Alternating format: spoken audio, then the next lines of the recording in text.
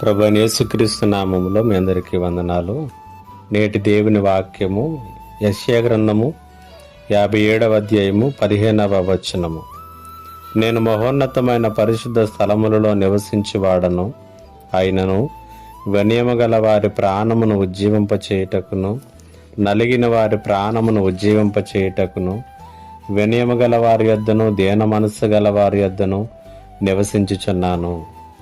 ఈ లోకంలో గొప్పవారిని సమీపించటం, కలుసుకోవటం, వారితో మాట్లాడటం సామాన్యులకు అంత సులువైనటువంటి పని కాదు. అందరూ వారిని కలవలేరు.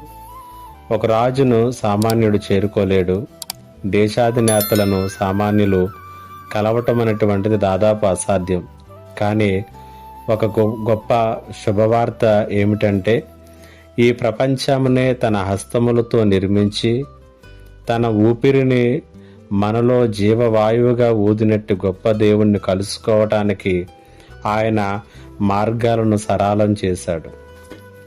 యెషయా గ్రంథము 57వ అధ్యాయము 15వ వచనములో మనము చూసినట్లయితే ఆయన ఎలాంటి దేవుడో మనకు తెలియచేస్తూ ఉన్నాడు.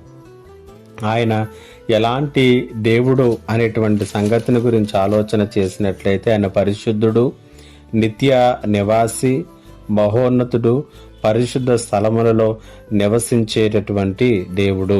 అయితే ఇలాగున గొప్ప దేవునిగా ఉన్నప్పటికీ కూడా ఆయన నలిగిన వాటి వారి ప్రాణమును ఉజ్జీవింప చేయటానికి, వారిని చేరుకోవటానికి వారి దగ్గరకు ఆయన దిగి వచ్చాడు. ఎంత గొప్ప భాగ్యం!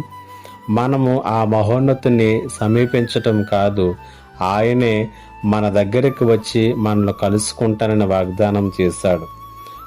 కాదు మనతో నివాసము ఉంటాను అని ఆ దేవాతి దేవుడే మనతో సెలవిస్తూ ఉన్నాడు.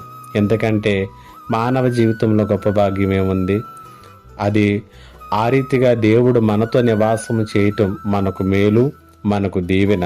అయితే ఆయన ఆ రీతిగా మన దగ్గర ఉండాలి అనంటే, మనతో ఉండాలి అనంటే, మనలో ఆయన ఏమి చూస్తాడు అని అంటే, ఇక్కడ అంటున్నాడు వినయము, దీన మనస్సు. కాబట్టి నీ జీవితంలో ఇవి రెండూ ఉన్నాయో లేదో ఆలోచన చేసుకో. ఆయన వినయము గల వారి యొద్దను, దీన మనస్సు గల వారి యొద్దను ఆయన నిత్యము కూడా నివాసము చేస్తాడట. ఆ రీతిగా వినయము కలిగి, దీన మనస్సును కలిగి దైవ దర్శనమును చేసుకుందాం.